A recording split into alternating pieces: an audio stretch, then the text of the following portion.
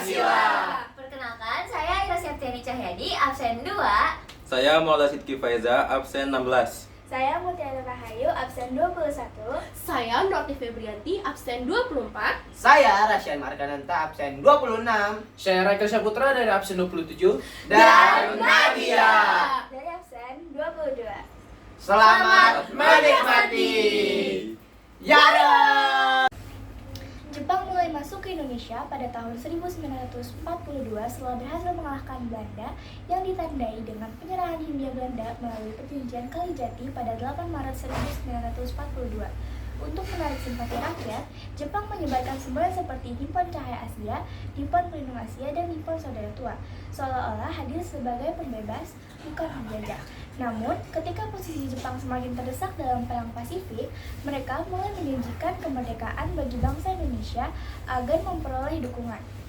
Sebagai wujud janji itu, pada 1 Maret 1945, Jepang membentuk BPUPKI atau Badan Penyelidik Usaha-Usaha Persiapan Kemerdekaan Indonesia yang dipimpin oleh Dr. KRT Rajiman Widodiningrat dengan tugas menyelidiki dan merumuskan dasar negara serta rancangan Undang-Undang Dasar sebagai langkah awal menuju kemerdekaan Indonesia. BPUPKI atau Badan Penyelidik Usaha-Usaha Persiapan Kemerdekaan Indonesia dibentuk oleh Jepang pada 1 Maret 1945.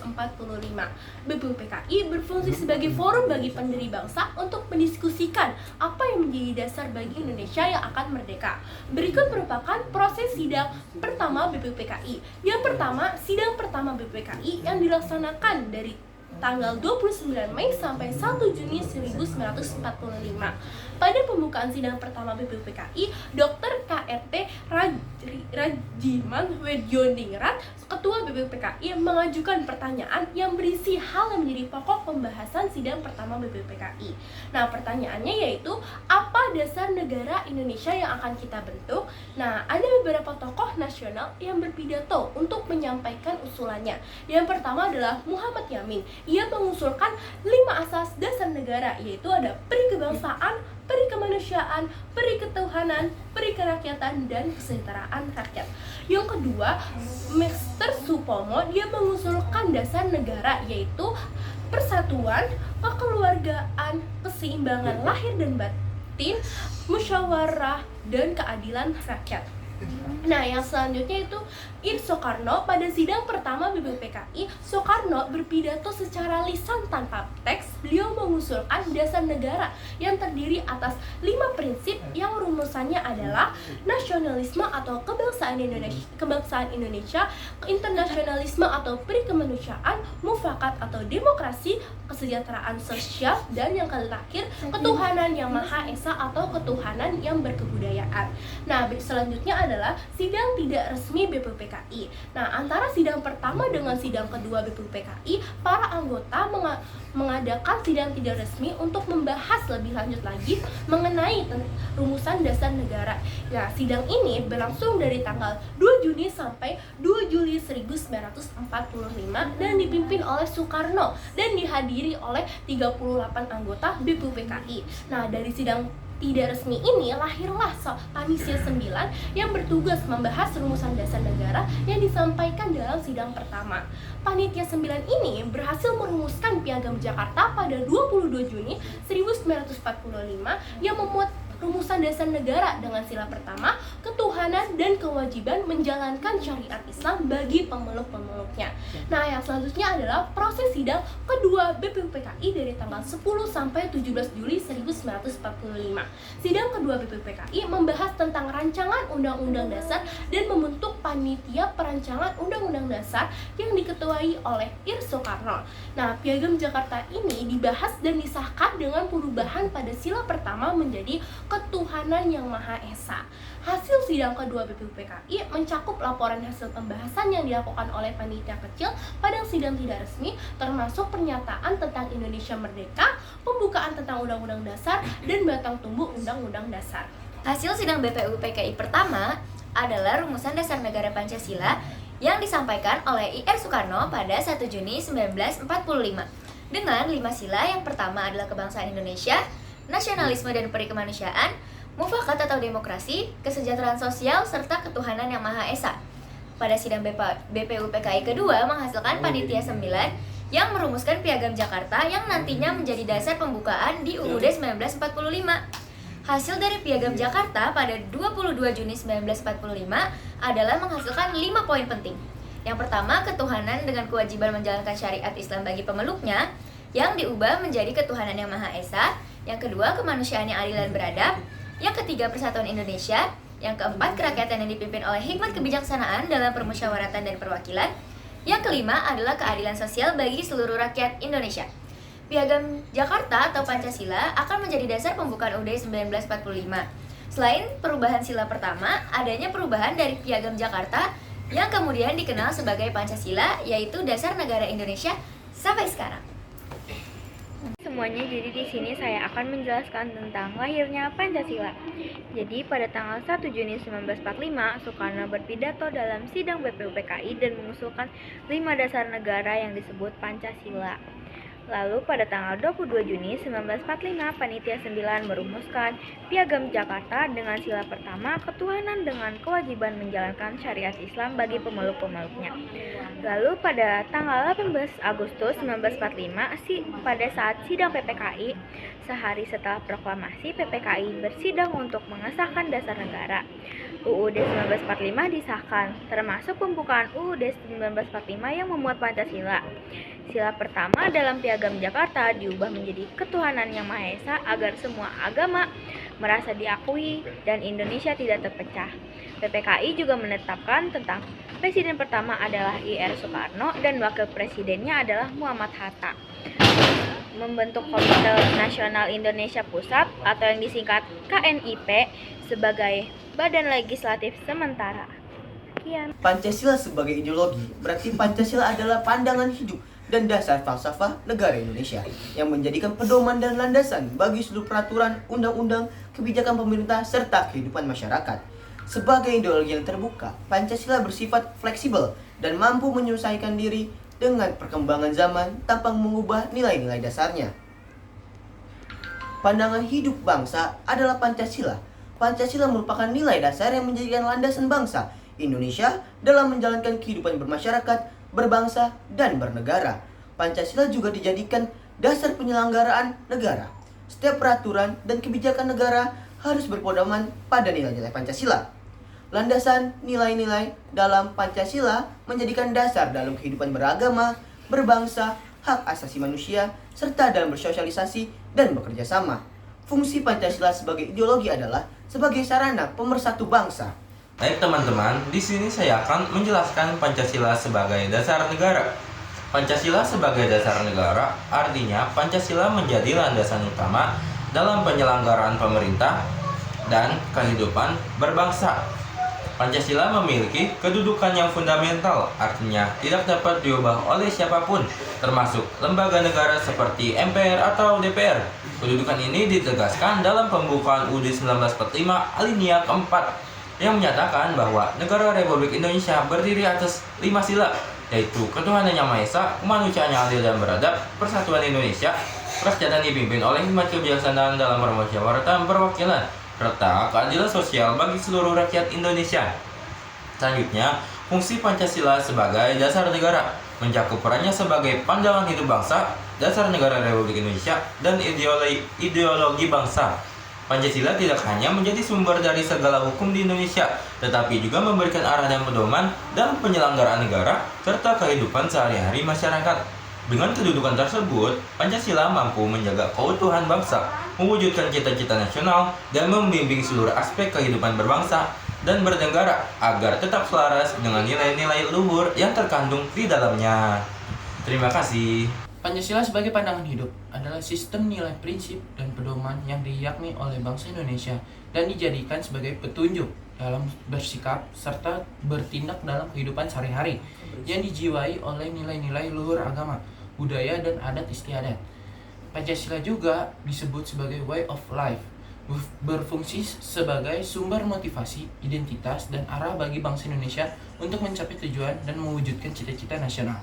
Halo semuanya, perkenalkan saya Mutiara Rahayu dari perwakilan kelompok 2 PPKN. Hari ini saya akan mewawancara salah satu narasumber kita, yaitu Ibu Rahma. kita akan merayakan tentang pendidikan Pancasila. Nah, menurut Ibu, apa sih Pancasila itu? Pancasila. Pancasila itu merupakan ideologi bangsa Indonesia. Ideologi negara Indonesia. Nah, menurut Ibu gimana sih eksistensi Pancasila di masa sekarang ini? Apa masih berlaku di kehidupan sehari-hari kita atau gimana? Eksistensinya zaman sekarang untuk Pancasila harus tetap terjaga sampai kapanpun, jadi tidak ada batas waktu.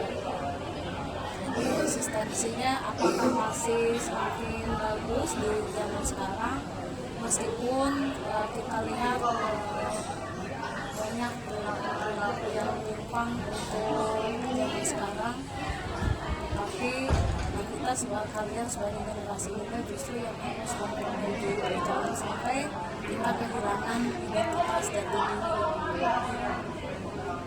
Menurut Ibu, anak-anak murid di SMA 16 ini, terus juga warga sekolah di sini sudah menerapkan Pancasila belum Bu di kehidupan sehari-harinya? Insya Allah murid 16 hampir semuanya sudah menerapkan Pancasila dan berharap semuanya lebih baik. Oke, sekian wawancara bersama saya dan Bu Rahma. Terima kasih.